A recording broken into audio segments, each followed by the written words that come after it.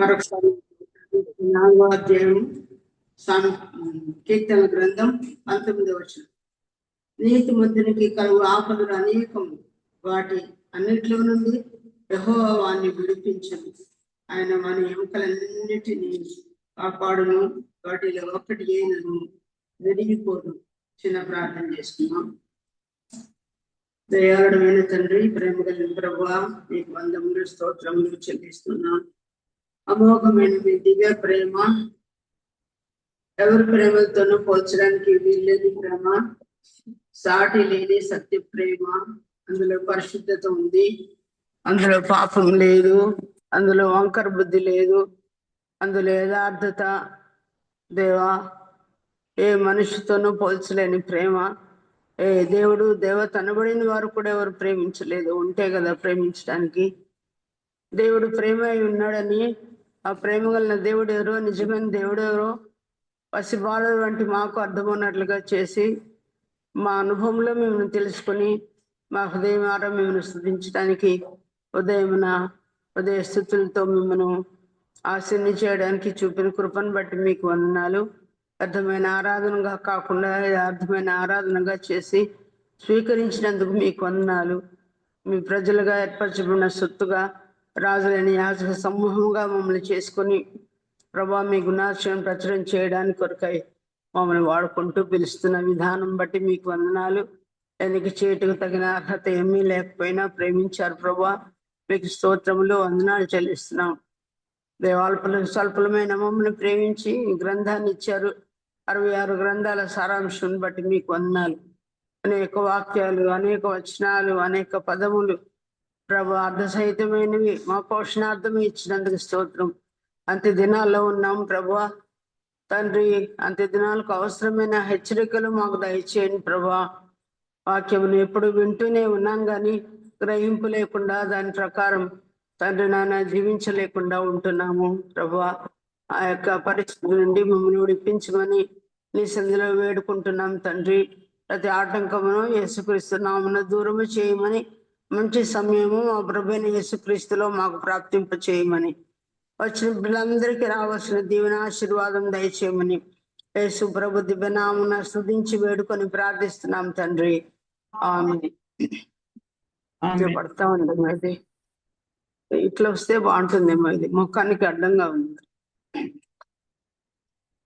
ఇట్లా వస్తే బాగుంటుందేమో. ఇది పైకి, ఇది ఇట్లా పైకి వస్తే బాగుంటుంది.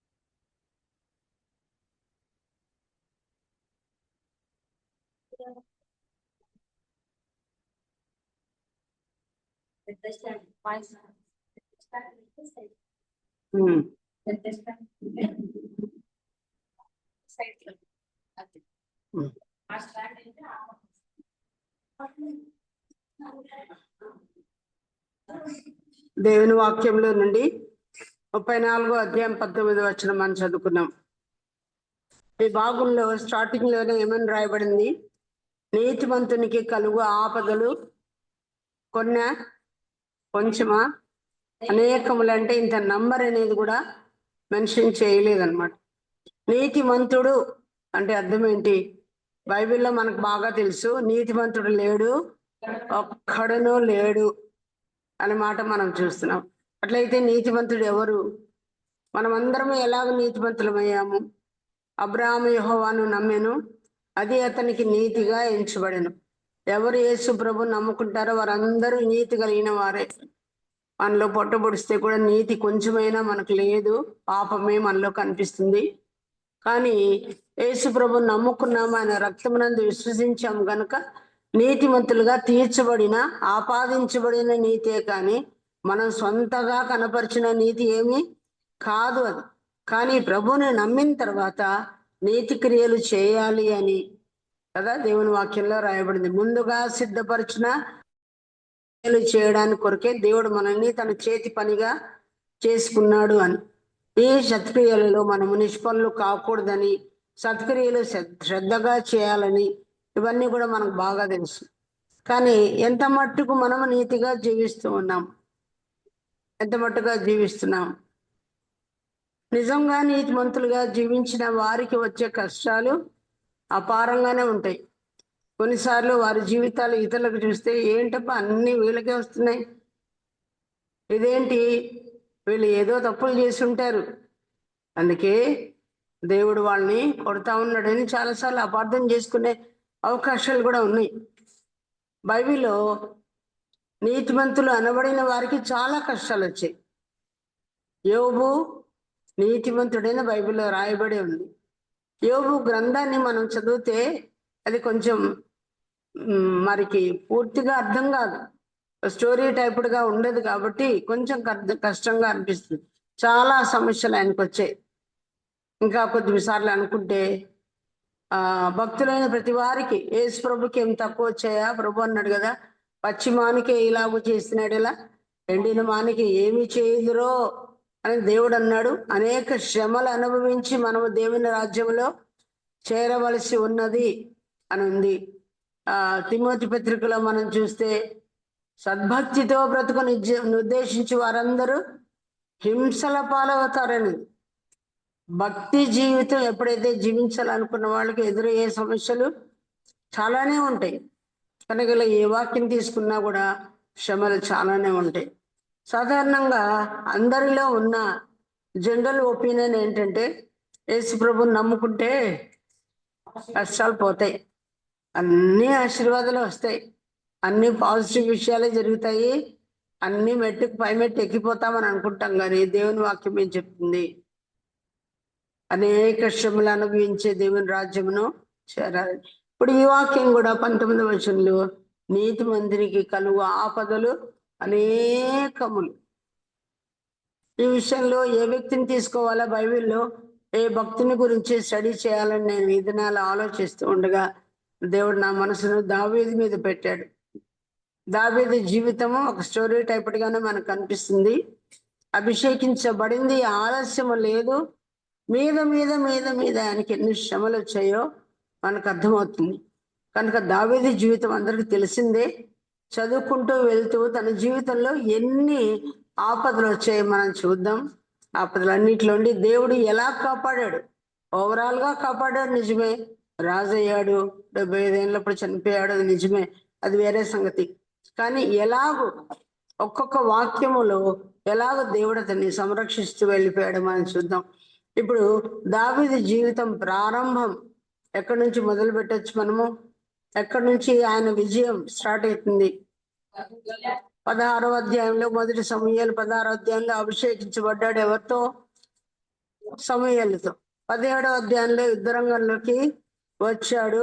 అక్కడి నుంచి ఆయనకు శ్రమలు, నీతిమంతునికి ఆపదలు వచ్చినట్టుగా మనం చూస్తాం. ఇప్పుడు 17వ అధ్యాయం తీయండి.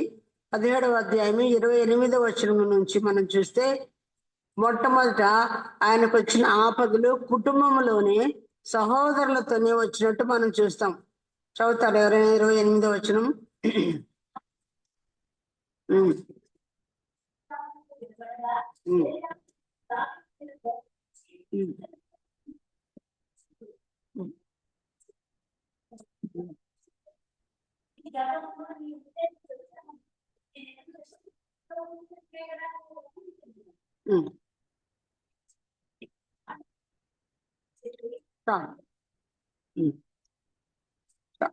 చాలు చాలు చాలు.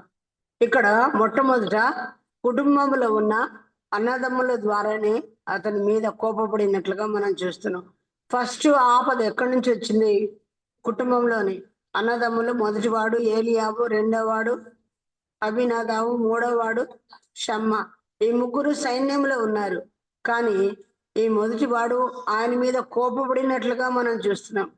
కోపపడ్డం అంటే, అన్నలు నా మీద కోపముంచి తమ ద్రాక్ష తోటకు నన్ను కావలి వారిని దానిగా చేశారని 1:6 పరమగీతంలో మనము ఆ శూన్యమితిని గురించి ఎలా చదువుతామో, ఈనాడు వీళ్ళ ఇంటిలో కూడా దావీదు అభిషేకించబడిన వాడైన అతని దృష్టికి, అన్నదమ్ముల దృష్టికి ఇతడు హృదయ గర్వం కలిగిన వాడుగాను, హృదయంలో చెడుతనం కలిగిన వాడుగాను, యుద్ధంలో తమాషాలు చూడడానికి వచ్చావాను.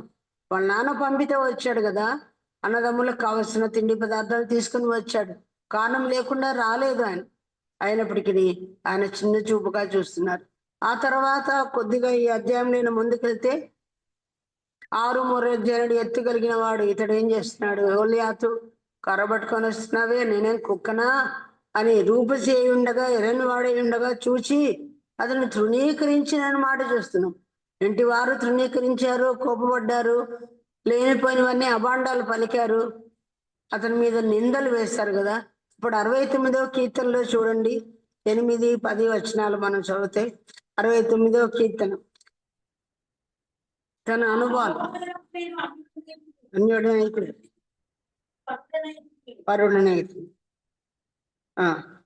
నీ ఇంటిని కూర్చిన ఆసక్తి నన్ను భక్షించుచున్నది. నిన్ను నిందించిన వారి నిందలు నా మీద పడి ఉన్నవి. ఉపవాసం ఉండి నేను అది నాకు నిందాస్పదమాయెను. కనుక నిందలు ఆయనకి ఇంటిలోనే, మొట్టమొదటి ఇంటిలోనే నిందలు. ప్రభుని నమ్ముకున్న కొన్ని కుటుంబాలలో ప్రభుని బట్టి ఇంటిలో నిందలు వచ్చినట్టుగా మనం చూస్తున్నాం.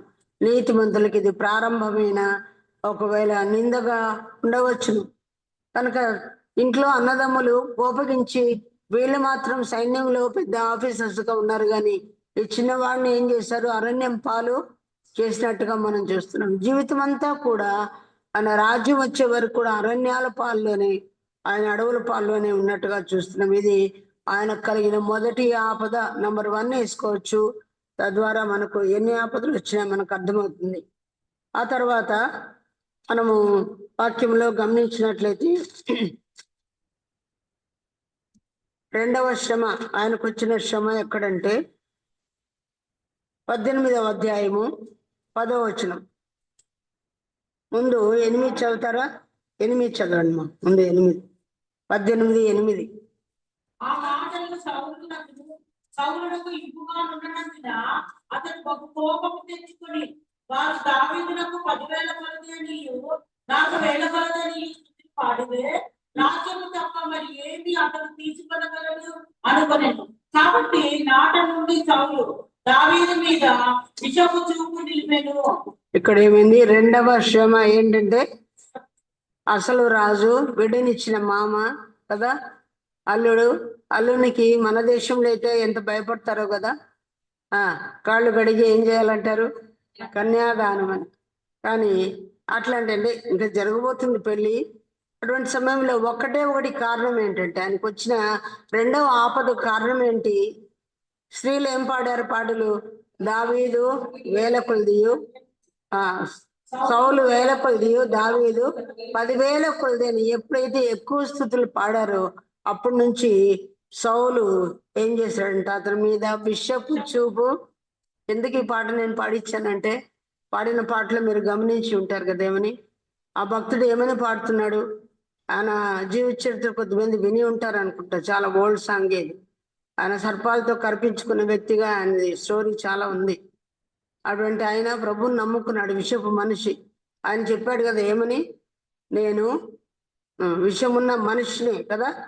పాముకు విషం ఉంటుంది కానీ నా శరీరంలోనే. అటువంటి వ్యక్తి ప్రభువుని నమ్ముకున్నాడు. మనం చాలాసార్లు ప్రభువుని నమ్ముకున్న బిడ్డలమే అని అనుకుంటాం, కానీ మనలో కూడా విషపు చూపులు ఉంటాయి అని.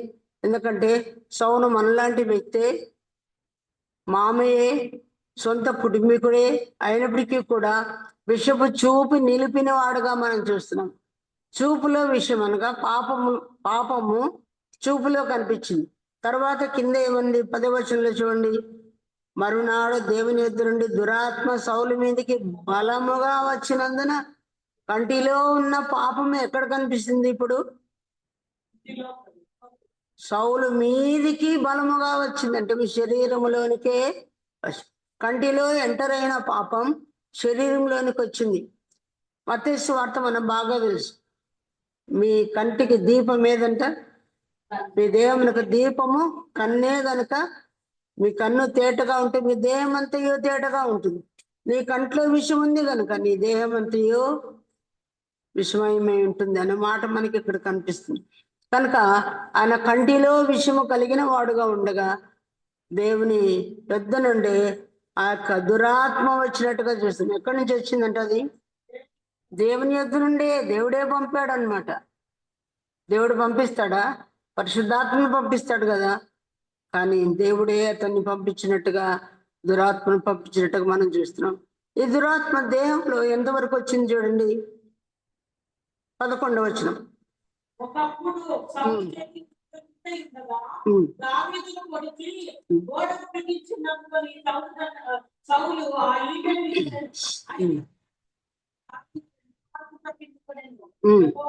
చాలు చాలు చాలు.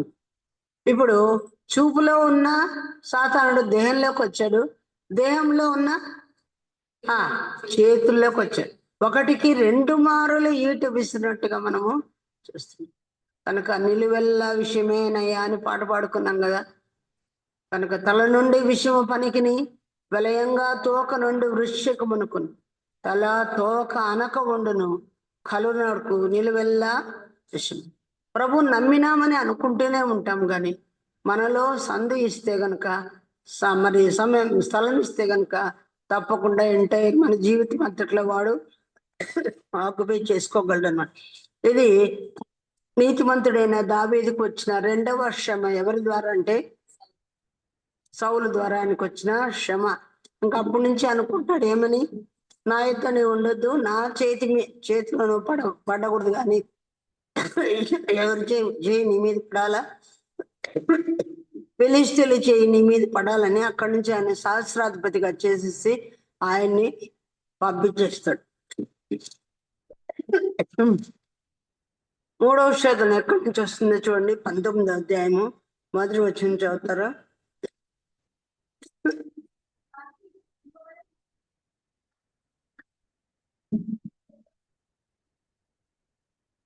చాలు చాలు. ఓపెన్ డిక్లేర్ చేస్తున్నాడు ఏమని, దావీదును చంపవలసినదని తన కుమారుడైన యోనాతానుతోనూ తన సేవకులందరితోనూ ఓపెన్ గా చెప్పేస్తున్నాడు, డిక్లేర్ చేసి చంపాలని. పాపం పిచ్చి పెరిగిపోతున్నట్టుగా చూస్తున్నాం. అతనిలో ఉన్న అసూయ, అతనిలో ఉన్న విషపు చూపు, అతనిలో ఉన్న అహము, అతనిలో ఉన్న స్వయము, అతనిలో ఉన్న ప్రేమ లేని తనము ఆనాడు సౌలులో మాత్రమే కాకుండా మానవులమైన మనందరిలో కూడా ఉండగలదు. అసూయ అని, ద్వేషము అని, ప్రేమ లేని తనము అని, ఓర్వలేని తనము అని, ఒకళ్ళు చెడ్డ కళ్ళు అనే విషయం కానీ, ఇవన్నీ మనం చూసుకుంటే పైకి మనం ప్రదర్శించము, కానీ లోపల ఇన్సైడ్గా ఉండనే ఉంటాయి. అలాంటి అనుభవాలు ప్రతి ఒక్కరిలో కనిపిస్తూ ఉన్న సమయంలో, ఏ దుర్దినములలో, ఏ చివరి దినాల్లో, ఏ అంత్య దినాల్లో దేవుడు ఎందుకు మనకి ఈ పాఠాన్ని అనుగ్రహిస్తున్నాడు, ఎందుకు వాక్యం అనే అద్దంలో వీటిని మనం తొంగి చూసుకుంటున్నామంటే, ఆ దినాల్లో వాళ్ళు అలా చేశారు, మనం అలాగ చేయకూడదనే దాని యొక్క వివరాలు మనం నేర్చుకుంటూ ఉన్నాం. ప్రియులారా, ఈ యొక్క సమూయేలు గ్రంథంలో 19వ అధ్యాయంలో అతనికి వచ్చిన 3వ శ్రమ ఏంటంటే, డైరెక్ట్ గా అతన్ని చంపాలని ఆయన డిక్లేర్ చేస్తున్నాడు. ఇదే చూడండి, దీని మీద మీ యొక్క వేలు పెట్టుకొని, ఇదే మొదటి సమూయేలు 24వ అధ్యాయం 11వ వచనం చూడండి. 24:11. ఇదిగో చూడుము, నిన్ను చంపగా నీ వజ్రపు చెంగును మాత్రమే కొడుతుంది కనుక ఎంత మాత్రము నాలో తప్పిదము ఎంత మాత్రము లేదని నీకు తెలుసుకొనవచ్చును. నీ విషయమై నేను ఏ పాపమును చేయని వాడనై ఉండగా నీవు నా ప్రాణము తీయవలనని నన్ను తప్పుతున్నావు. చూడండి, ఇక్కడ ఏమనుంది, అక్కడేమో చంపండి అని చెప్తున్నాడు అల్లుడిని, ఇక్కడ అల్లుడు ఏం చెప్తున్నాడు, సౌలు దొరికినప్పుడు యెహోవా చేత అభిషేకం పొందినవాడిని నేను చంపను, వస్త్రాన్ని మాత్రమే కోసానని చెప్తున్నాడు. ఇదే కాదు, 2వసారి కూడా దొరికినప్పుడు అప్పుడు కూడా అదే చెప్తున్నాడు. చిన్నవాడికి పెద్దవాడికి ఉన్న తేడా ఎంత గొప్పదిగా కనిపిస్తుందో చూడండి. అభిషేకించబడినవాడు దావీదు కూడా అభిషేకించబడినవాడే కదా. 16వ అధ్యాయంలోనే సౌలు బ్రతికి ఉండగానే అభిషేకించబడ్డాడు. ఇది తన కుమారుని కూడా తెలుసు యోనాతానికి. అని అన్నాడు ఒక చోట, నువ్వు రాజు అవుతావని నాకు తెలుసు, నేను నీకు సహకారి అవుతానని నాకు తెలుసు, కనుక నెమ్మది కలిగి పోని మధ్యలో ఆదరిస్తాడు కూడా. కానీ మరి తండ్రికి కొడుక్కి తెలిసిన విషయం మా తండ్రికి కూడా తెలుసని ఆయన చెప్తాడు. తెలిసి ఈయన పొరపాటు చేస్తున్న వ్యక్తిగా మనం చూస్తున్నాం. మరి మన జీవితంలో కూడా ప్రియులారా, మనమందరము దేవునితో అభిషేకం పొందిన వాళ్ళమే, ఆత్మాభిషేకంతో పొందిన వాళ్ళమే. కానీ ఈ భయము చాలా సార్లు మనలో ఉండదు. ఆర్డినరీ పర్సన్స్ గా చూసుకుంటా ఉన్నాం. మనలో మన విలువ మన దేవునికి తెలుసు కదా. మనం అందరము అభిషేకించబడిన వారముగా దేవుడు మనల్ని రక్షించబడిన విలువ ఎంత గొప్పదో దేవుడు చెప్పాడు. విశ్వాసి నీ భాగ్యము ఎంత గొప్పదో అని దేవుని వాక్యంలో రాయబడింది. భాగ్యవంతమైన దేవుని వాక్యాన్ని కూడా మనం కలిగి ఉన్నాం. 5 గ్రంథాలు మాత్రమే ఇశ్రాయేలు కలిగి ఉన్నారు. 66 గ్రంథాల భాగ్యం మనం కలిగి ఉన్నాం. మన విలువ మన దేవునికి తెలుసు, కానీ మన విలువ మనకు తెలియదు. మన విలువ ప్రక్కన విలువ కూడా మనకు తెలియదు. కనుక చిన్నవాడే అని అనుకుంటున్నాడు, జులుం చూపిస్తున్నాడు, చంపుతానే అనుకుంటున్నాడు. అదే చిన్నవాడు ఏం చేస్తున్నాడు? ఆయనలో ఉన్న నీతి ఎంత గొప్పదో చూడండి. ఏంటి ఒక నీతి? అభిషేకించబడిన వాణిని నేను ముట్టను, నేను చంపను అన్నాడు. కనుక ప్రియులారా, మనము ఎవరిని హాని చేసుకోకూడదు, ఎవరికి మనము నష్టం కలుగు చేయకూడదు, ఎవరు కూడా హాని చేసుకోకూడదు, నష్టము కలిగించుకొనకూడదు, చెడు మాటలు మాట్లాడుకొనకూడదు. వారి నేమ్ను మనము మరి చెడుగా ప్రాపగండా చేయకూడదు. ఉన్నవి లేనట్టు, లేని ఉన్నట్టు ఎన్నడూ కూడా మనము ప్రయత్నము చేయకూడదు. ఆ డేర్నెస్ తీసుకోకూడదు. ఎందుకంటే అంతరంగమును పరిశీలించే దేవుడు మనకున్నాడు కాబట్టి ఎన్నడూ కూడా మన హృదయాన్ని ఆయన తెరిచి చూచినప్పుడు ఆయన దృష్టికి మన హృదయంలో ఏ పాపము కనిపించకుండా ఉండవలసిందిగా మనం చూస్తున్నాం. కొన్నిసార్లు పొద్దున అన్న చెప్పినట్టు, ఎవరు అన్న ప్రసంగించింది, ఎదుట ఉన్నప్పుడు బాగానే వందనాలు పెడుతూ వెనుకున్నప్పుడు మరో రీతిగా ప్లేట్ ఫిరాయించి చెప్పే విషయాలు నేడు దినదినము జరుగుతూనే ఉన్నాయి కదా. 2 నాలుకల ధోరణి కనిపిస్తానే ఉంది. ఇలాంటి జీవితాలు మనలో ఎప్పటికీ ఉన్నాయని చెప్పుకోవడం మాత్రమే కాదు, కానీ ఇవన్నీ చివరి దినాల్లో మనం మానేసేయాలి. యథార్థంగా మనం జీవించాల. ఎవరితో మాట్లాడినా ఒకే రకమైన మాటలు మాట్లాడే వాళ్ళగా మనము ఉండాలి. ఒకరికి ఒకరు మాటల్లో కూడా హాని చేసుకోకూడదు. ఒకరి నేమ్ను మరొకరు బద్నాం చేసే వాళ్ళగా మనం ఎన్నడూ కూడా ఉండకూడదు. ఏ నష్టం కూడా మనం కలుగు చేయకూడదు. ఇక్కడ చిన్నవాడు నేను చంపనంటే పెద్దవాడు నేను చంపమని సేవకులతోనూ తన కుమార్తెను చెప్పినట్టుగా ఇది 3వ శ్రమ. కనుక ఇప్పటి నుంచి ఆయనకి ప్రాణగండము ఎదురైనట్టుగా మనం చూస్తున్నాం. లేఖనాల మధ్యలో ఉండేవన్నీ మనం చదువుకోవచ్చు. తర్వాత ఆయనకు వచ్చిన 4వ శ్రమ ఏ ఊర్లో వచ్చిందో చూద్దాం. 21వ అధ్యాయంలో చూడండి. మొదటి సమూయేలు 21వ అధ్యాయంలో ఆయన ఎక్కడికి వచ్చినాడో మనం చూస్తున్నాం. చదవండి. దావీదు నోబులో యాజకుడైన అహీమెలెకు వద్దకు వచ్చెను. అయితే అహీమెలెకు దావీదు రాజుకు భయపడి నీవు ఒంటరిగా వచ్చినవేమని అతను కదా. దావీదు రాజు నాకు ఒక పని నిర్ణయించి చాలు. ఇక్కడ ఏ ప్లేస్ కి వచ్చాడండి? తన స్థలం వదిలేశాడు, తన ఊరు వదిలేశాడు, తన కుటుంబాన్ని వదిలేశాడు. ఎక్కడికి వచ్చాడు ఇప్పుడు? నోబు అనే పట్టణంలో విశేషంగా ఎవరు ఉంటారో, యాజకుల పట్టణం, అది మనకు బాగా తెలుసు. యాజకులు అందరూ చాలా మంది ఉంటారు అక్కడ. ఇంచుమించు 85 మంది యాజకులు అక్కడ ఉన్నట్టు పక్క పేజీలో మనం చదువుతాం. అక్కడికి వచ్చాడు ఆయన, రాజు పని మీద వచ్చానని చెప్పాడు. అక్కడ ఉన్న యాజకుడు ఎవరు? అహీమెలకు అహీటూబు యొక్క కుమారుడని. అతని దగ్గరికి వస్తే అతని దగ్గర ఆహారము కడిగాడు. సన్నిధి రొట్టెలు బల్ల ఉంటే బల్ల మీద ఉండే రొట్టెలు ఆయనకి ఇవ్వడం జరుగుతుంది. నేను రాజు పని మీద వచ్చాను, నా దగ్గర ఏమీ సిద్ధపడి రాలేదు, ఏదైనా ఖడ్గం ఉందా అంటే ఆయన ఏ ఖడ్గం ఇచ్చాడు? గొల్యాతు ఖడ్గం ఇస్తే దీనికి సరి అయింది, సమమైంది, ఇంకొకటి లేదు అన్నాడు. దాన్ని తీసుకుని వచ్చాడు. ఈ సంగతిని అంతా చూచిన వాడు ఒకడు ఉన్నాడు అక్కడ. ఎవరైనా దోయేగు అనే వ్యక్తి. 7వ వచనం చూడండి. ఆ దినమున సౌలు యొక్క సేవకుల్లో యెహోవా సన్నిధిన ఉండెను. అతని పేరు దోయేగు. అతడు ఎదోమీయుడు. అతడు సౌలు పశుల కాపర్లకు పెద్ద. దోయేగు అనేవాడు ఇశ్రాయేలు కాడు. అతడు దోయేగు అనే పేరు. అతడు ఎవరంట? ఎదోమీయుడు. అతడు అన్యుడని మనం చదువుతున్నాం. అన్యుడైన ఇతడు చూశాడు ఈ సంగతి. వెళ్ళి ఎవరికి చెప్పబోతున్నాడు? ఆయన రాజు అయిన సౌలుకు చెప్పబోతున్నాడు. ఆ తర్వాత వస్తుంది అనుకోండి. కానీ ఇప్పుడు ఇక్కడ ఈ సంగతి అయిన తర్వాత ఆయన ఎక్కడికి వస్తున్నాడు? నోబులో నుంచి ఆయన ఎక్కడికి వచ్చాడో చూడండి. 9వ వచనం. 9వ వచనంలో 10వ వచనం చూడండి. 10వ వచనం ఎక్కడికి వస్తుంది?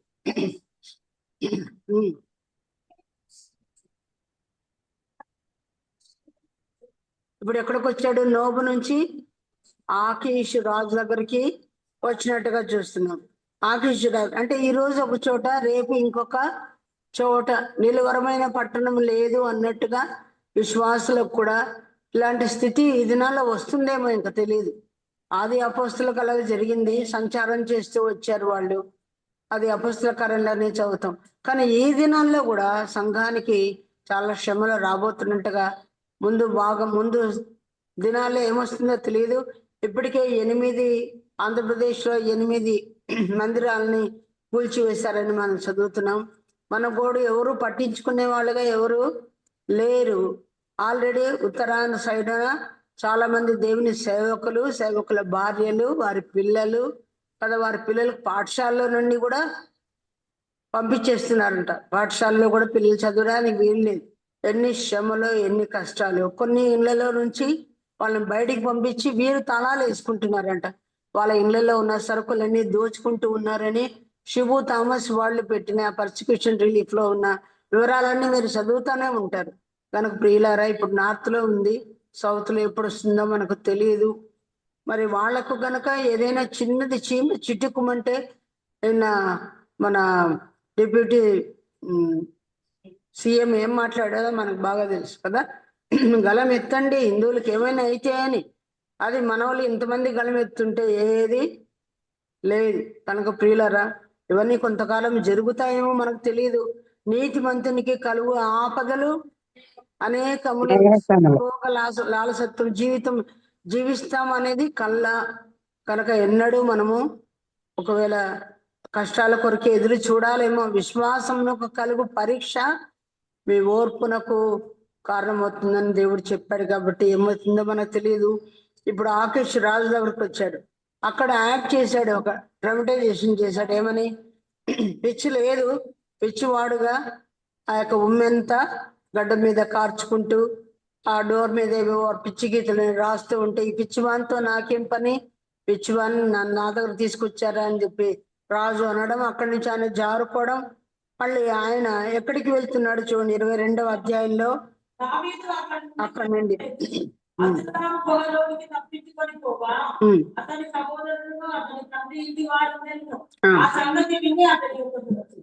ఇక్కడ ఏమని చూడండి. 5వ కష్టం వచ్చి ఆకీష్ రాజు దగ్గర వచ్చేసింది. అక్కడ కూడా ఉండలేకపోయాడు. ఆ తర్వాత 6వ సమస్య, అదుల్లాము గుహకు వచ్చాడు. అదుల్లాము గుహకు వస్తే ఎప్పుడైతే దావీదు బయటకు వచ్చేసాడో, దావీదు కుటుంబీకులు అక్కడ ధైర్యంగా ఉండలేకపోయారు. దావీదు కుటుంబీకులు ఏం చేస్తాడు? సౌలు చంపేస్తాడు కదా. కనుక అతని కుటుంబీకులు ఇంటి వారందరూ వచ్చారు.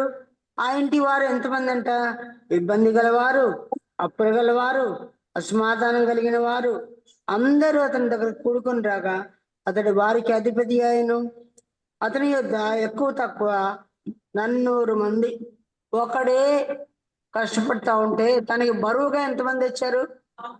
400 మంది. వీళ్ళందరికీ అధిపతి అయితే వాళ్ళని చూసుకోవాలి కదా. వాళ్ళందరికీ అన్ని సరఫరా చూసుకోవాలి కదా. అంటే బ్రతుకు ఎంత భారంగా అయిపోయిందో. ఊరి దాటిపోయి ఇది ఒక 6వ శ్రమగా, 6వ బాధగా, 6వ ఆపదగా మనం చేసుకోవచ్చు.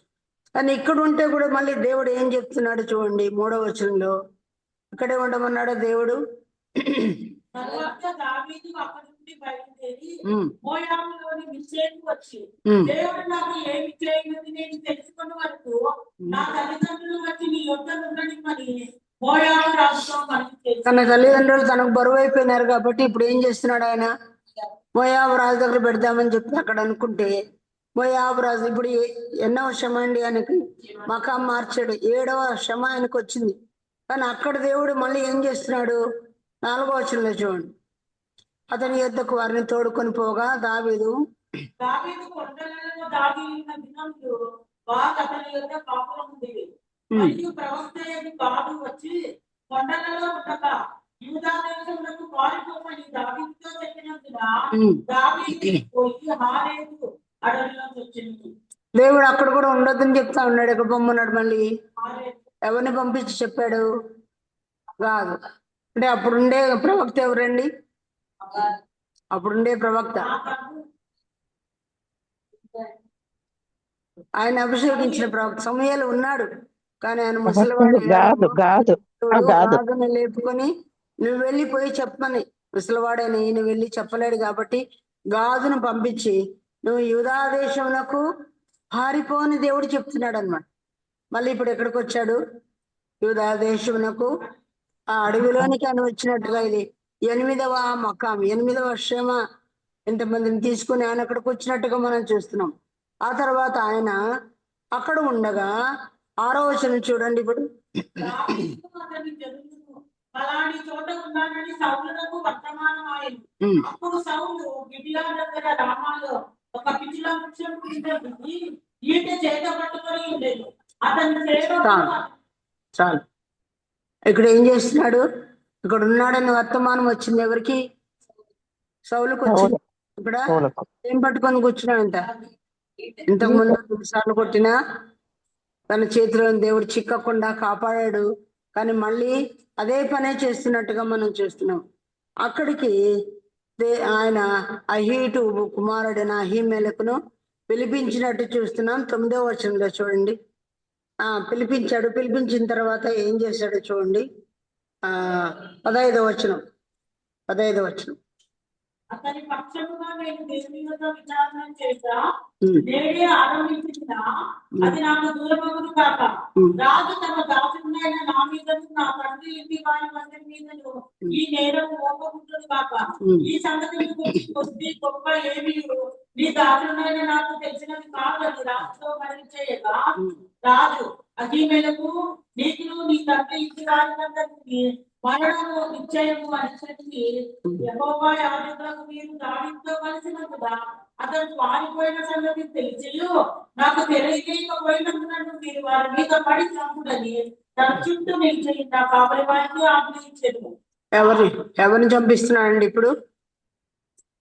అహీమెలకు ఈయన పక్షంలో వహించాడని చెప్పి నోబు పట్టణంలో ఉన్న 85 మందిని, అక్కడ ఉంది కదా 18వ వచనంలో, దోయేగు యాజకుల మీద పడి ఏఫోదును ధరించుకున్న 85 అతను హతము చేసిన. కావలి వాన్లకు ఆజ్ఞాపిస్తే కావలి వాన్లు చంపలేదంట. కారణం ఏంటి? యాజకులను ఒక పట్టున చంపడం వాళ్ళకి ఇష్టం లేదు. దేవుని చేత అభిషేకించబడిన వాళ్ళు వీళ్ళందరూ ప్రతిష్ఠితమైన యాజక వస్త్రం ధరించిన వాళ్ళు కాబట్టి కావలి వారు చంపకపోతే ఎవరిని పంపిస్తున్నాడు? ఈ అన్యుడైన దోయేగు తన పశువుల కాపరిని, అన్యుడు కదా, వాడికి ఏమి రూల్స్ అండ్ రెగ్యులేషన్స్ లేవు కనుక అన్యుని చేత చంపిస్తున్నాడండి.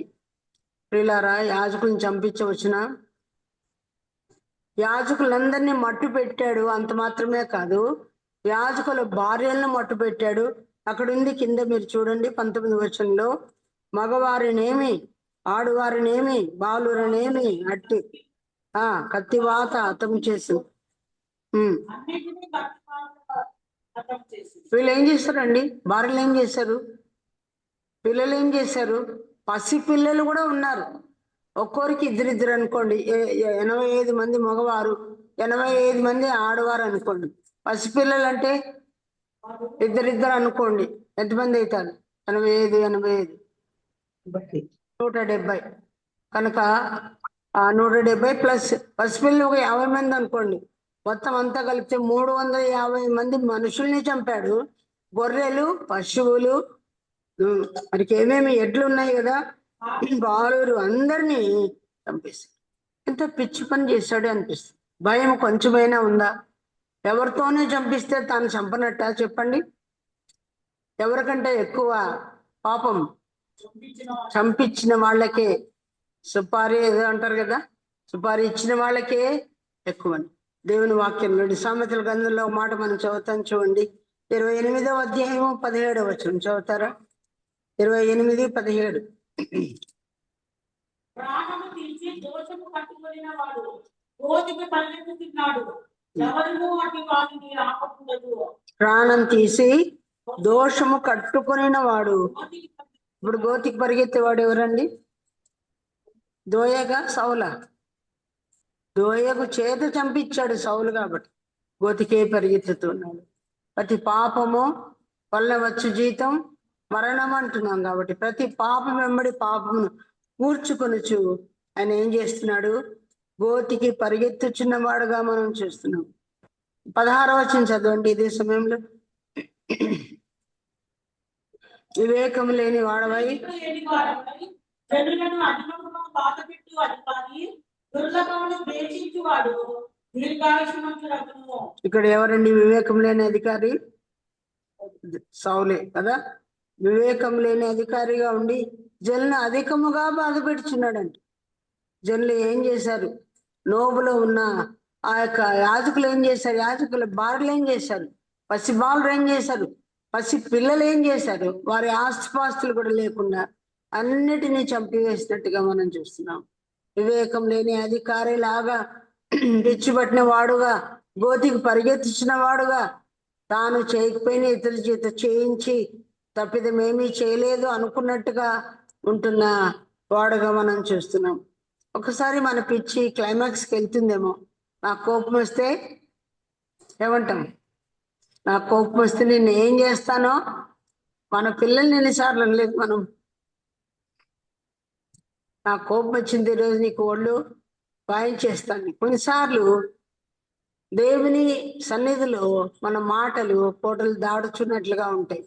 కొన్నిసార్లు పిల్లల్ని భయపెట్టించకంటాం అనుకోండి, అది వేరే సంగతి. కానీ కొన్నిసార్లు నిజముగానే కోపం వచ్చిందంటే మన యొక్క మాటలు ఎంతగా దేవునిని సన్మానించని వాడుగా ఉన్నట్టుగా మనం చూస్తున్నాం. దేవుని సన్నిధిలో సన్మానించని వాడు అని మరి మోషేని గురించి మనం చదువుతాం. ఏమన్నాడంట?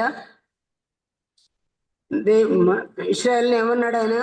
మోషే ద్రోహులారా అన్న. పెద్ద తిట్టేమి కాదు, సంస్కృత పదమేమి కాదు.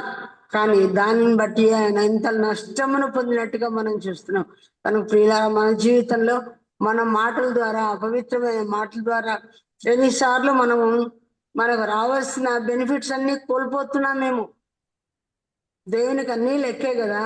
మరి మోషేకి ఒక లెక్క, మనకు ఒక లెక్క ఉంటుందా? కాదు కదా. కనుక ఆయన పక్షపాతం లేని దేవుడు మన జీవితంలో కూడా ఇలాంటి మనకు పిచ్చి కోపం వచ్చినప్పుడు, దాన్ని అద్దె మీరి మనం ప్రవర్తించినప్పుడు ఎన్ని నష్టాలు మనకు వస్తాయో. కనుక వాక్యం ఇక్కడే అంతా ఉండదు, అక్కడ కొంచెం ఇక్కడ కొంచెం మనం చదువుకున్నప్పుడే వాక్యం మనకు వస్తుంది. వివేకం లేని సుందర స్త్రీలుగా, వివేకం లేని తల్లులుగా, వివేకం లేని భార్యలుగా, వివేకం లేని సోదర సోదరులుగా మన జీవితంలో ఉంటూ అనేకులను బాధ పెట్టే వాళ్ళుగా ఉన్నామా? నేనైనా ఇంత ఫూలిష్గా ప్రవర్తించింది, నేనైనా ఈ మాట అనింది, నేనైనా ఇట్లా కొట్టింది బిడ్డల్ని, నేనైనా ఈ పని చేసింది అని చాలాసార్లు మదన పడిన విషయాలు కూడా మనం చూస్తాం. కనుక ఇది ఎన్నో విషయం అండి. నోబులో 8 అయిపోయింది కదా. 8 నోబులోనిది, ఇది నోబులోని కిందికే వస్తుంది. తర్వాత 23లో చూడండి. 23గా ఆయన ఎక్కడికి వచ్చాడు?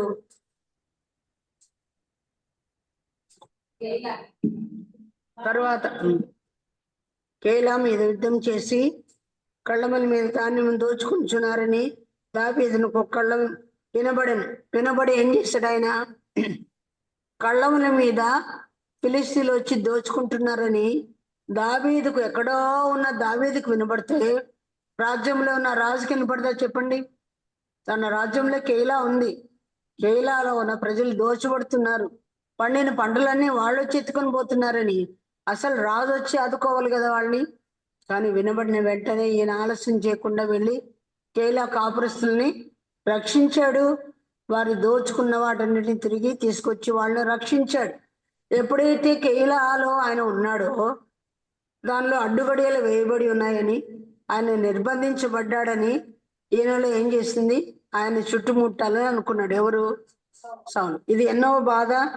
23లో, అక్కడ 8 నోబులు, ఇక్కడ 9వ ఆపద వచ్చిన. అంటే నేను ఆయన్ని ఎన్కౌంటర్ అవుతున్నాను, ఆయన్ని చుట్టుముడుతున్నాను, కానీ పట్టుకున్నానులే, దొరికిపోతాడులే అనుకున్నాడు. కానీ దేవుడు అక్కడి నుంచి ఆయన ఎలాగో ప్రతిసారి దేవుడు తప్పిస్తున్నాడు. చూడండి, అక్కడ ఒక వ్యక్తి ఉన్నాడు. ఎవరో చూడండి, కేలాలో 6వ వచనంలో, దావీదు కేలాకు బయలుదేరగా అహీమెల కుమారుడైన అబ్యాతారు. అబ్యాతారు ఎవరండి? అహీమెలకు అహీమెలకు కుమారుడు. కుమారుడు. అందరినీ చంపాడు కదా, 85 మందిని. దానిలో ఒక్కడు తప్పించుకుని వచ్చాయంట. అతని పేరే అబ్యాతారు. అబ్యాతారు పేరుకు మంచి అర్థం ఉంది. సమృద్ధి గల తండ్రి అంట. అబ్బాయి పేరు అర్థం ఏంటి? సమృద్ధి గల తండ్రి. ఆ అహీటూబు పేరు, వాళ్ళ నాన్న పేరు అహీటూబు కదా, వాళ్ళ తాత పేరు అహీటూబు, అహీమెలక్. ఇవన్నీ కూడా దయకు తండ్రి అని అర్థం. వారి పేర్లలో దయ కనిపిస్తుంది, వాళ్ళ పేర్లలో సమృద్ధి కనిపిస్తుంది కదా. అటువంటి కుటుంబంలో నుంచి ఈ యొక్క అబ్బాయి పరిగెత్తుకొని వచ్చాడు. అబ్యాతారు ఏమి చేతి పట్టుకొని వచ్చాడు? ఏఫోదు. ఆ దినాల్లో యాజకుల చేతిలో ఎప్పుడు ఏది ఉంటుంది? వారి ఏఫోదు. న్యాయ విధాన పథకం వారి రొమ్ము మీదన ఉంటుంది కదా. వాటన్నిటి ద్వారా 12 గోత్రాలలో ఉన్న పేర్లను బట్టి వాళ్ళు దేవుని దగ్గర విచారణ చేసి దేవుని చిత్తాన్ని తెలుసుకుని తద్వారా ఇశ్రాయేలుకు వాళ్ళు చెప్పేవాడు. కనుక ఎప్పుడైతే ఏఫోదును చేత పట్టుకొని వచ్చాడో, ఆ చేత పట్టుకొని ఉన్న ఏఫోదు ద్వారా కెయిలాలో ఉన్న దావీదు ఇప్పుడు దేవుని చిత్తాన్ని తెలుసుకోగోరుతున్నాడు. ఈనాడు దేవుని చిత్తాన్ని ఆపదలో ఉన్న మనం తెలుసుకోవాలంటే మన చేతిలో కూడా ఏముంది? దేవుని వాక్యం. పత్రికలో 2వ అధ్యాయంలో 5వ వచనంలో మనం చదువుతాం కదా, మీరు మీ చుట్టూ ఉన్న వక్రజనం మధ్య మీరేం పట్టుకొని ఉన్నారన్నారు? జీవవాక్యమును చేతి పట్టుకుని జీవజ్యోతులుగా మీరు కనబడుచు ఉన్నారని. మనకి ఏమైనా ఆపద వచ్చినప్పుడు, మనకి ఏమైనా కష్టం వచ్చినప్పుడు, మనకు వచ్చిన హింస వచ్చినప్పుడు, మనకు ఒక బాధ, ఒకరు ఏమైనా ఒక మాట అన్నారనుకోండి, ఒక అపనింద వచ్చింది అనుకోండి, అభాండం మన మీద వచ్చింది అనుకోండి, వెంటనే ఏం చేయాలి? మనము చేతనున్న బైబిల్ విప్పి మనము చదువుకోవాలి. మన చేతిలో ఎప్పుడు ఉండవలసింది దేవుని యొక్క వాక్యం. 200 టైమ్స్ చదివాడంట. ఎవరండి బైబిల్ని? జార్జ్ ముల్లర్ గారు 200 టైమ్స్ చదివాడంట మొత్తం బైబిల్. 14 అవర్స్, రోజుకు 14 అవర్స్ చదువుతాడంట బైబిల్ని. ఎవరు? జడ్సన్ గారు. జడ్సన్ అనే భక్తుడు 14 అవర్స్, 24 గంటల్లో 14 గంటలు బైబిల్ చదువుతారంట వాళ్ళు. మన బిల్లీగ్రామ్ యొక్క బైబిల్ ఆయన టేబుల్ మీద ఎప్పుడు తెరవబడే ఉంటుందంట. మాటికి వచ్చి బైబిల్ తొంగి చేసుకుంటూ, చదువుకుంటూ, క్లారిఫై చేసుకుంటూ, ధ్యానిస్తూ ఉంటారేమో. మరి మన చేతిలో ఉన్న ధర్మశాస్త్రం, దేవుని వాక్యం ఎన్నిసార్లు మనం చదువుతున్నాం? ఒక నియమం పెట్టుకొని పొద్దున చదివితే చాలు, 10 నిమిషాలు చదివితే చాలు, ఒక పేరా చదివితే చాలు, ఒక అధ్యాయం చదివితే చాలు అనుకుంటున్నాం. దివారాత్రం దాన్ని ధ్యానించేవాడు ధన్యుడు. ఎంత మనం ఉండబెట్టుకున్నామో, ఎంతసేపు వాక్యముతో, ఎంతసేపు మరి ప్రార్థనలో ప్రభుతో గడిపాము అనేది ఈ దానిలో చాలా అవసరం. ఉండబోయేది ప్రపంచం, మరి ప్రభుత్వనే మనం ఉండబోతున్నాం గనక అక్కడ ప్రభుత్వం గడిపే దానిలో ఆశ్చర్యం ఏం లేదు, ఎందుకంటే ఉండేది ప్రభుత్వమే. కానీ రిహార్సల్స్ గా ఇక్కడ ప్రభుత్వం మనం ఎక్కువగా గడిపేవాళ్ళుగా ఉండాలి. అక్కడ ఆయన చూసి ఆరాధించడం కంటే ఇప్పుడు చూడక ఆరాధించడం, చూడక ఆయన గురించి తెలుసుకోవడం, ఆయన గుణాశ్రయం ప్రచురం చేయడం, ఆయన గురించి ఎక్కువగా తెలుసుకోవడం, ఆయన అర్థం చేసుకోవడం మనకు అవసరం. మన విశ్వాస పరిమాణం ఎంతుంది? మన విశ్వాస పరిమాణాన్ని బట్టి ఆయన ఎంత అండర్స్టాండ్ చేసుకుంటున్నాం, ఎంతవరకు నీవు ఆయన నమ్ముతున్నావు అంతవరకు మనకు ఆయన అబ్బుతాడు. నేను నమ్మేది ఇంతే అనుకుంటే నాకు అంతే అబ్బుతాడు ఆయన. కనుక ప్రియులారా ఆయన మనం ఎంత విశేషంగా నమ్ముతామో అంత నమ్మాలంటే అంతగా వాక్యాన్ని మనం చూడాలి. ప్రతి అధ్యాయంలో ప్రతి వరుస వచనంలో ఎవరిని చూడాలి? ప్రభువునే మనం చూడాలి. ప్రభువును మనం హైలైట్ గా పైకి తీసుకొని ప్రదర్శించే వాళ్ళుగా మనం ఉండవలసిన వారంగా ఉన్నాం. కనుక అలాగే ఈయన ఆ చేతి పట్టుకున్న ఆ యొక్క అభ్యాతరి చేతిలో ఉన్న ఆ యొక్క ఏఫోదును తీసుకొని 9వ వచనంలో చూడండి ఏమన్నాడు? సౌలు తనకు సౌలు తనకు కిరీటం ఇచ్చుచున్నాడని దావీదు ఎత్తి యాజకుడైన అబ్యాతారును ఏఫోదులో తమ్మెనను. అప్పుడు దావీదు, ఇశ్రాయేలు దేవా యెహోవా, సౌలు కైలాకు వచ్చి నన్ను బట్టి పట్టణంలో పాడు చేయను చేసించుచున్నాడని నీ దాసుడైన నాకు రూఢిగా చేయబడి ఉన్నది. కైలా జనులు నన్ను అతని చేతికి అప్పగించుగా నీ దాసుడైన నాకు వినబడినట్లు సౌలు దిగి వచ్చుగా. చాలండి. ఇలాగ దేవుణ్ణి ఏం చేస్తున్నాడు? ఆయన విచారణ చేస్తున్నాడు, దేవుణ్ణి అడుగుతున్నాడు. ఓ తట్టు వాక్యం చదువుతున్నాడు, ఓ తట్టు ప్రార్థన చేస్తూ ఉన్నాడు అన్నట్టుగా మనకు అనిపిస్తుంది. అలాగ దేవునితో మనము ముఖాముఖిగా, వాకీ టాకీ అంటారు కదా, దేవునితో ముఖాముఖిగా మనం మాట్లాడేవాళ్ళుగా, దేవునితో మాట్లాడుతున్న వాళ్ళుగా మనము అనుభవాన్ని సంపాదించుకోవాల్సిన వారంగా ఉన్నాం. వాళ్ళు నన్ను అప్పగిస్తారంటే దేవుడు ఏం చెప్తున్నాడు నిర్మమాటంగా? అవును, అప్పగిస్తారని దేవుడు 12వ వచనంలో దేవుడు చెప్పేస్తున్నాడు అనమాట. కనుక ఇప్పుడు ఆయన ఏం చేస్తున్నాడు చూడండి, అక్కడ నుంచి ఏం చేయాలా?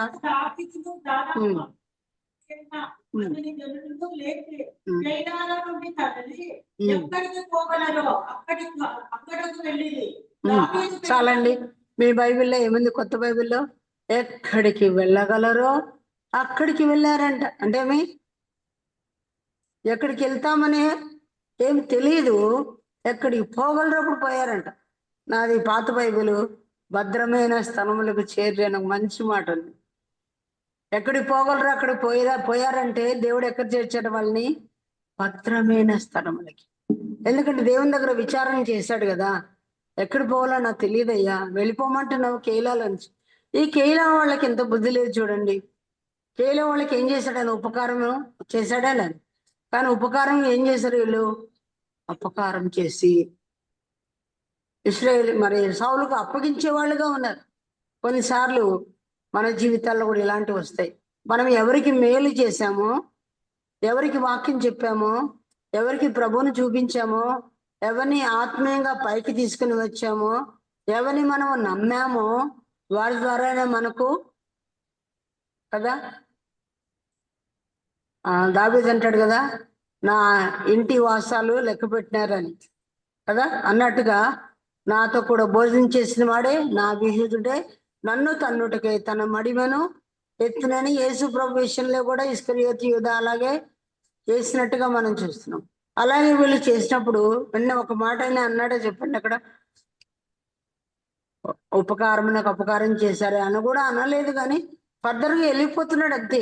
ఎక్కడికి వెళ్ళిపోవాలో అక్కడికి వెళ్ళిపోతుంది. సుఖ భద్రత అనేది తన జీవితంలో, సుఖమైన స్థలం అంటూ ఏది తన జీవితంలో లేదు, నిలువ నీడ తనకు లేనట్టుగా మనం చూస్తున్నాం. ఒక భద్రమైన స్థలానికి దేవుడు ఆయన్ని తీసుకుని పోయినట్టుగా చూస్తున్నాం.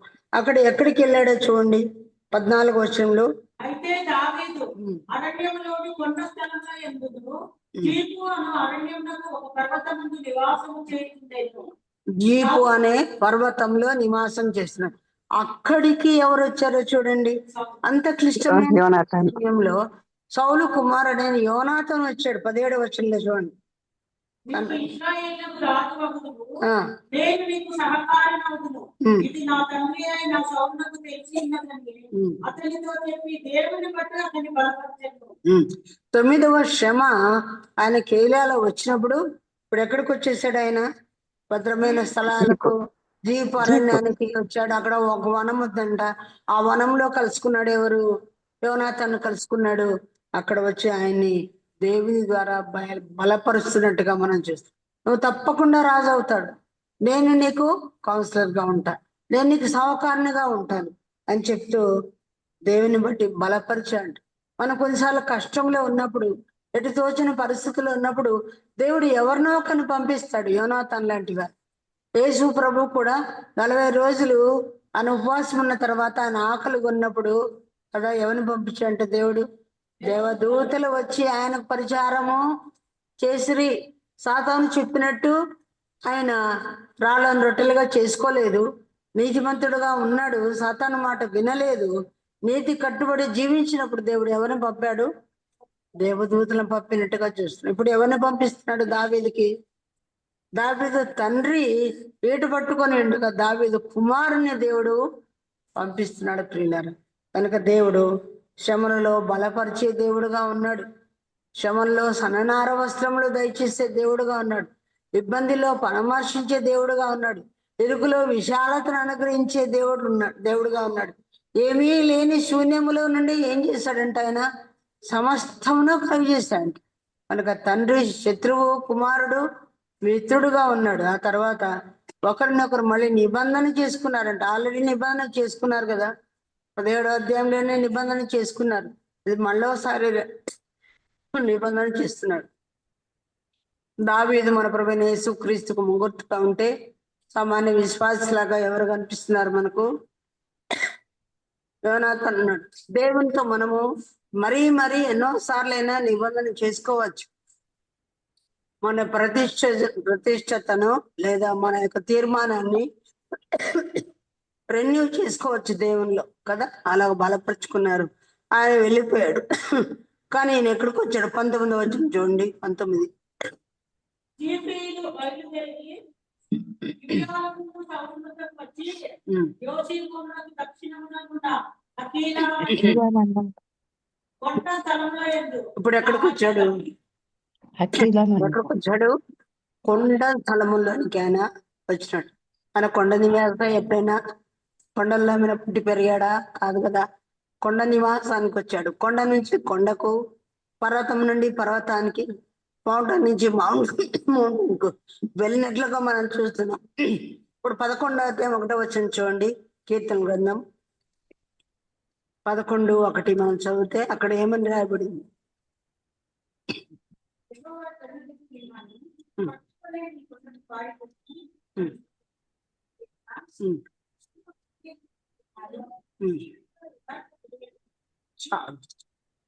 చాలు. ఏమంటున్నారు తనతో ఉండేవాళ్ళు? పక్షి, నీ కొండకు వలస పొమ్ము అని మీరు నాతో చెప్పుటేలా. తన చుట్టూ ఉన్న శత్రువులు ఏమంటున్నారంట? పక్షి. దావీదు ఏమనిపిస్తున్నారు? ఎప్పుడైనా గమనించినాం మనల్ని ఎవరైనా పక్షి అంటే నా పేరు లేదా, ఎంత మర్యాదగా మాట్లాడుతున్నారు, అది అనింది ఇది అనింది అంటాం. మనిషి పక్షి అంటున్నారు. నీ కొండకు వలసపోమ్మో, కొండలోనే నీ జీవితం, కొండకి వలసపో అన్నట్టు అందరు తూలు నాడుతూ ఉంటే ఏ కొండకు పోతాడండి ఆయన? ఏ కొండకు పోతాడు? 121వ అధ్యాయం 1వ వచనం మనకు తెలుసు ఏంటి? కొండల తట్టు నా కన్నులెత్తుచున్నాను, నాకు సహాయం ఎక్కడి నుంచి వస్తుంది? యెహోవాయే నా కొండ, నా కోట, నా కోన, నా యొక్క పర్ణశాల, నా ఆశ్రయము, నా దుర్గము, నా శైలము, శృంగము నీవే. ఆయన సీయోను కొండ మన ప్రభువైన యేసుక్రీస్తు. మనకు కూడా కష్టాలు వచ్చినప్పుడు మన కొండ ఎవరు? మన ప్రభువైన యేసుక్రీస్తు. అక్క కాదు, అన్న కాదు, సమీపంలో ఉన్న సహోదరులు కాదు, ఇంతవరకు మనకు సాయం చేసిన వారు కాదు. మన స్థిరమైన కొండ ఎవరండి? స్థిరముగా నిలుచు సీయోను కొండ మన ప్రభువైన యేసుక్రీస్తే. ఆయన ఒక్కడే మనకు ఆశ్రయము, దుర్గమునై ఉన్నాడు. పక్షి అని అన్నారు ప్రియులరా. ఇలాగా తనకి ఎన్నో కష్టాలు వచ్చాయి. ఇప్పుడు ఎన్నో కష్టం, అది 10వ కష్టము. కొండ స్థలముల్లో ఉన్న వ్యక్తిగా 10వ కష్టము లేదా 10వ ఆపద ఆయనకు వచ్చినట్టుగా మనం చూస్తున్నాం. అక్కడ ఉన్నప్పుడు, కొండ స్థలాల్లో ఉన్నప్పుడు ఏం జరిగింది? అక్కడ కూడా ఇతడు పట్టుకోవాలని వస్తున్నాడు. చూడండి 16వ వచనం, 26వ వచనం, 26, అదే అధ్యాయము.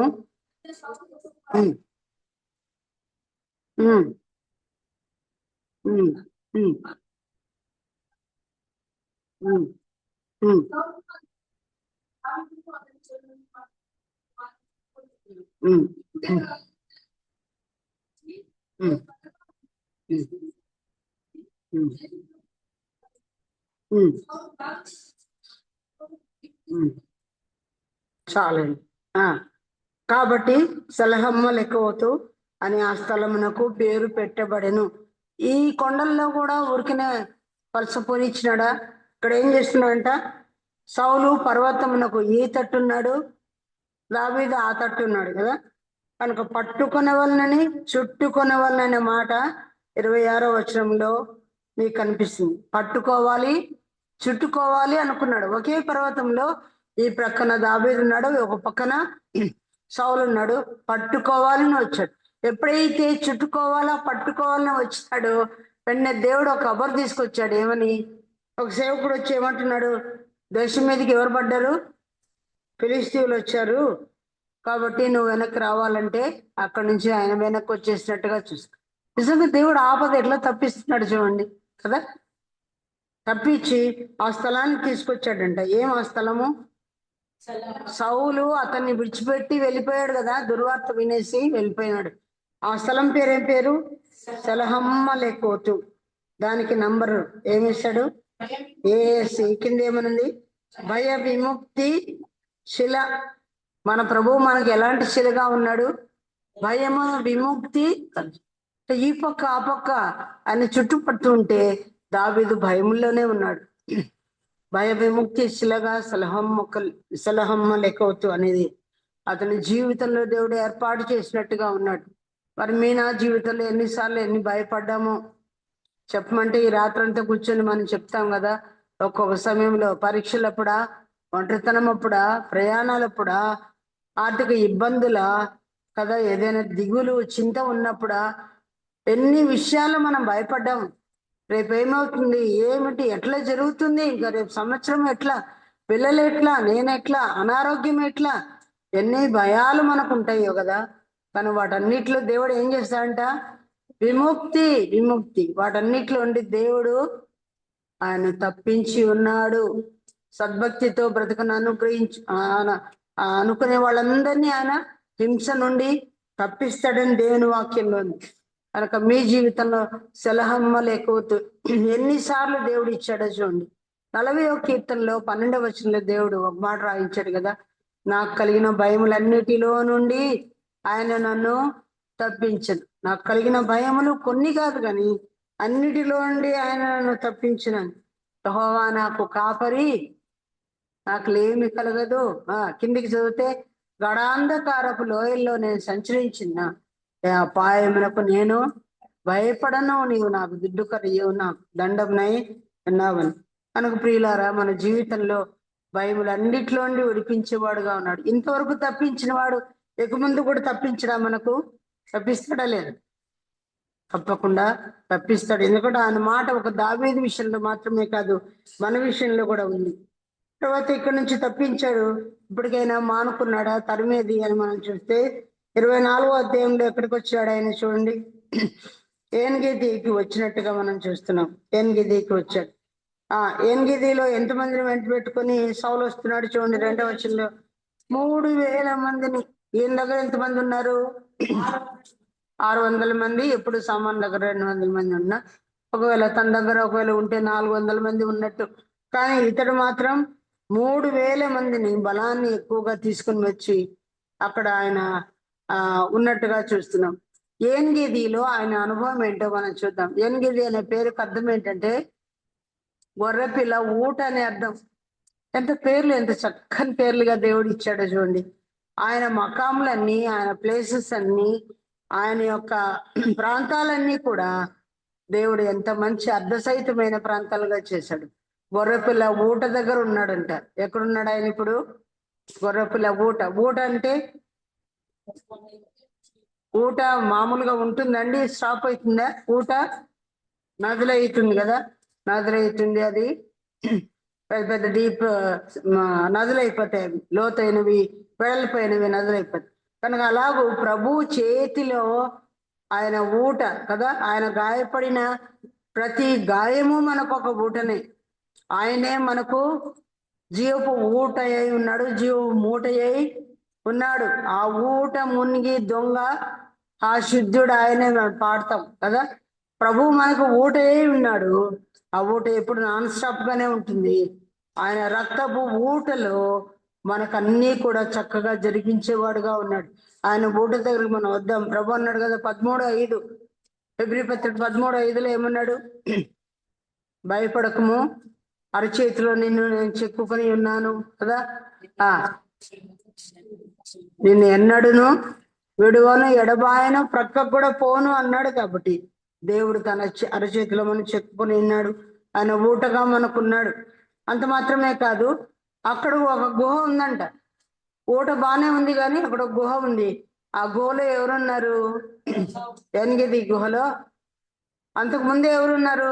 దావీదు అతని జనులు అక్కడ ఉన్నారు. అక్కడ శంఖాన్ని వర్తికి వెళ్ళాడంట కదా. ఎవరు? సౌలు వచ్చి ఎప్పుడైతే అక్కడికి వచ్చాడో అక్కడ ఉన్న వాళ్ళందరూ ఆయన ఏం చేశారు? అతను చంపేసే నీ శత్రువుని దేవుడు నీ చేతికి చిక్క చేశాడు కదా. యెహోవా నీ శత్రువు నీకు అప్పగిస్తానని దినం ఇదే అని చెప్పి వాళ్ళు అడిగినప్పుడు వాళ్ళు ఏం చెప్పాడు? ఆయన ఏం చేశాడు?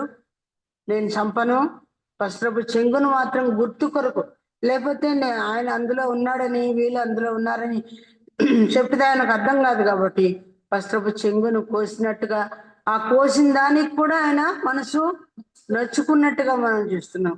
ఎన్నిసార్లు ఎంతమంది వస్త్రాలు కోసేస్తానమేమో, ఎంతమంది సాక్ష్యాలను కోసేస్తానమేమో, ఎన్నిసార్లు అభాండాలు పలుకుతున్నామే కానీ నొప్పి ఏమాత్రం మనకు ఉండదేమో అని అనిపిస్తుంది. నీతిమంతులుగా ఉండవలసిన జీవితం మనలో ఉండవలసి ఉండగా వారికి కలుగజేసిన నష్టాన్ని గురించి ఏనాడు ఒప్పుకోమేమో కానీ ఇంత ఉప్పు తిప్పులు పెడుతున్నా ఆ చిన్న వస్త్రం కోయడానికి ఆయన ఎంతో కష్టపడినట్టుగా మనం చూస్తున్నాం.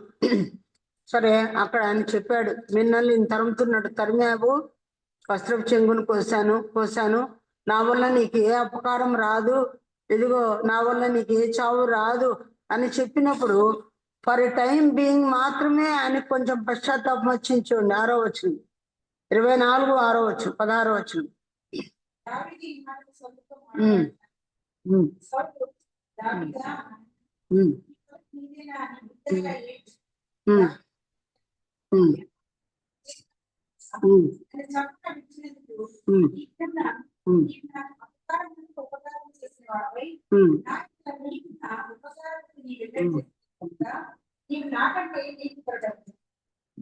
చాలుమా. ఇక్కడ ఏమన్నాడు చివరికి? నేను ఎంతో అపకారం చేశాను, ఉపకార బుద్ధిని చూపించావు నువ్వు, నన్ను చంపకుండా ఎవరైనా వదిలిపెడతారా? నువ్వు వదిలిపెట్టావు అని చెప్పి ఒక మాట అంటున్నాడు. ఏమని? దావీదా నాయనా, ఈ పలుకు నీదేనా అని బుగ్గరగా ఏడ్చి. రాజు ఏం చేస్తున్నాడండి? ఏడ్చాడు అంట, మనం చూస్తున్నాం. బిగ్గరగా ఏడ్చాడు. దావీదు హృదయమంతా ఆయనకు అర్థమైనప్పుడు ఏడ్పు వచ్చింది. ఒక డిక్లరేషన్ చేస్తున్నాడు ఏంటంటే, నీవు నిజముగా నాకంటే నీతి. ఏం నీతిపరుడబ్బా ఈయన? నాకంటే నీతిపరుడు అంటే నీవు ఫస్ట్ నీతిమంతుడు, నేను సెకండ్ నీతిమంతుడు అని చెప్పుకుంటున్నాడు. ఏమి నీతి ఉందండి ఆయనలో? అసలు ఈ స్తుతులు పాడడానికి కారణం ఎవరండి? దావీదుకే కదా స్తుతులు ఎక్కువ రావాల్సింది. తాను ఈ లోకంలో ఉన్నప్పుడే, రాజుగా ఉన్నప్పుడే, రాజుగా అభిషేకించబడ్డాడు దావీదు ద్వారా, సౌలు ద్వారా, సమూయేలు ద్వారా. తన కుమారునికి తెలుసు, తనకు తెలుసు, తెలిసి ఈ స్తుతులు తనవే. అప్పుడు అనుకున్నాడు ఏమని? రాజ్యం తప్పితే నా దగ్గర నుంచి ఏం తీసుకుంటాడు ఇతడు అని చెప్పి విషపు చూపు నిలిపాడనే మాట మనం చూస్తాం. రాజ్యం అట్లయితే ఎవరిది? దావీదే. తనది కాని దాన్ని తనదిగా క్లెయిమ్ చేసుకుంటూ దేవునికి విరోధంగా నీతి బాహ్యమైన పనులు చేస్తూ నాకంటే నీవే నీతిపరుడు అంటున్నాడు. కానీ తాను నంబర్ 2 నీతిమంతుడిగా చెప్పుకుంటున్నాడు. చాలాసార్లు మనం కూడా ఇట్లాగే అనుకుంటాం. మేము నీతి బాహ్యమైన జీవితాలు మన జీవితంలో చేస్తూ కొన్ని విషయాలు మనం కఠినపరుచుకుంటూ నేను కూడా నీతిమంతురాలనేలే అనుకుంటాం. ఇలాంటి వాళ్ళు నాకు బైబిల్లో 2 మాత్రమే దొరికారు. ఒకడేమో సౌలు, ఇంకొకడు అన్నాడు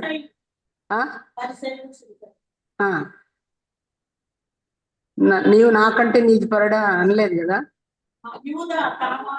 వెరీ గుడ్. కోడల్ని ఏమన్నాడు? ఆమె నాకంటే నీతిపరుడు. ఏం నీతి ఉంది యూదాలో? ఏం నీతి ఉంది? ఎవరితో పోదాం అనుకున్నాడు? వేశ్యతో పోదాం అనుకున్న వాళ్ళలో ఏం నీతి ఉంది? కానీ చాలాసార్లు మనలో నీతి లేకపోయినా మనం నీతిలో ఉన్నాం అనుకుంటున్నాం. విశ్వాసంలో లేకపోయినా నేను విశ్వాసనే అనుకుంటున్నామేమో. పరిశుద్ధులం కాకపోయినా ఆపాదించబడిన పరిశుద్ధిని బట్టి నేను పరిశుద్ధురాలు అనుకుంటున్నాం మేము. మన పరిశుద్ధతను, మన నీతిని, మన విశ్వాసతను బేరీజ్ వేసేవాడు దగ్గరలోనే ఉన్నాడు కదా. మనకు ప్రియులారా, నీతిమంతులుగా మనం ఉండే విషయంలో మన హార్ట్ ఏమంతో చెప్తుందేమో. కనుక ఎంతో నీతి బాహ్యమైన జీవితాన్ని జీవిస్తూ ఇప్పటికి మాత్రమే పశ్చాత్తాపం వచ్చినట్టుగా అనుకున్నాడు. నీవు నాకంటే నీతిపరుడు అని ఒప్పుకున్నాడు అని అంటున్నాడు. నీవు రాజుగా అవుతావని నాకు తెలుసు అని చెప్తున్నాడు. ఇక్కడ కూడా 19వ వచనంలో మరి నీవు నాకు మేలు చేశావు అని చెప్తా ఉన్నాడు. కానీ ఏమైంది చూడండి, ఇంత ఒప్పుకున్న తర్వాత సంగతి తెలిసిపోయింది. దావీదు నన్ను చంపడని క్లారిటీగా నాకు అర్థమైపోయింది. అయిపోయిన తర్వాత ఏం చేయాలి చూడండి, 21 చివరిలో ఏమని రాయబడింది? 21 చివరిలో అంతటి దావీదు సౌలును ప్రమాణం చేశాడు. ఏమని? నువ్వు రాజు అవుతావు నాకు తెలుసు, నా తర్వాత నా కుటుంబాన్ని నీవు చంపొద్దు, నిర్మూలం చేయొద్దు, నా సంతతిని నీవు నిర్మూలన చేయనని నాకు ప్రమాణం చేయమన్నాడు కదా. అయితే ఎవరితో ప్రమాణం తీసుకున్నాడు? అల్లునితో ప్రమాణము తీసుకున్నాడు. ఎవరికంటండి? నిర్మూలం కాకుండా ఉండడం. నా పేరును నీవు కొట్టివేయకుండానట్లు నా తండ్రి ఇంటిలో నుండి నాకు ప్రమాణం చేయి. ఏం నిలబడాలంట? ఈయనకి పేరు నిలబడాలంట. దేనిలో? తండ్రి ఇంటిలో నా పేరు నిలబడాలా. ఆ తర్వాత నా కుటుంబాన్ని కూడా నీవు మరి నిర్మూలన చేయకుండా ఉండాలా అని చెప్పి చెప్తున్నాడండి. పేరు ఎక్కడ ఉండాలండి? రాజ్యంలో, జీవగ్రంథంలో దేవుని నడుకొని ఉంటే ఎంత బాగుండు. తర్వాత అధ్యాయంలో చెప్తుంది, అబీగేలు వచ్చి 25వ అధ్యాయంలో నీ ప్రాణాన్ని దేవుడు జీవ మూటలో కట్టేశాడు, నీ శత్రువుల ప్రాణాన్ని విసిరేశాడు ఇట్లా అనింది ఆమె. ఒక ఆడదానికి ఉన్న తెలివి ఈమెలో లేకపోయింది కదా. కనుక నా పేరు నిలబడాలా చిరస్థాయిగా అనుకున్నాడు. పేరు చెడ్డ పేరుగా నిలబడిపోయినట్టుగా మనం చూస్తున్నాం.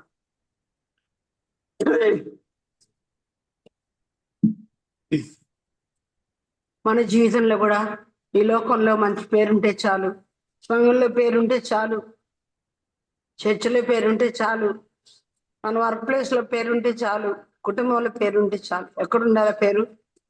జీవ గ్రంథంలో పేరు లేని ఎడల ఏమని? వాని యొక్క అగ్నిగుండకంతో మండు గుండంలో పడద్రోయబడింది. కనుక అలా అనుకుని ఏం చేశాడు ఆయన? తాను ఇంటికి వెళ్ళాడంట. చూడండి 22లో ఏమని రాబడింది? అప్పుడు సౌలు తన ఇంటికి తిరిగి వచ్చెను. అయితే దావీదు అతని జనులను తమ పర్వత నివాసమునకు వెళ్ళిపోయాడు. దావీదుతో సమాధాన పడినట్లయితే, రానైనా దావీదా ఇంటికి రానాల్సింది. పైకేమో దావీదా నాయనా ఈ పలుకు నీదేనా అంత ప్రేమంతా ఒలికిపోసినట్టుగానే ఉన్నాడు. గాని ఇంటికి తీసిపోతే ఎంత బాగుండేది కదా. పర్వత నివాసానికి అప్పచెప్పినట్టుగా మనం చూస్తున్నాం. ఇది కూడా మామూలు నిజమైన పశ్చాత్తాపము. చాలాసార్లు మనం కూడా వాక్యం విన్నప్పుడంతా పశ్చాత్తాపడతాం. ఇక నుంచి బాగుందాం అని అనుకుంటూనే ఉంటాను. మళ్ళీ అదే మామూలుగా చేస్తున్నాం మేము.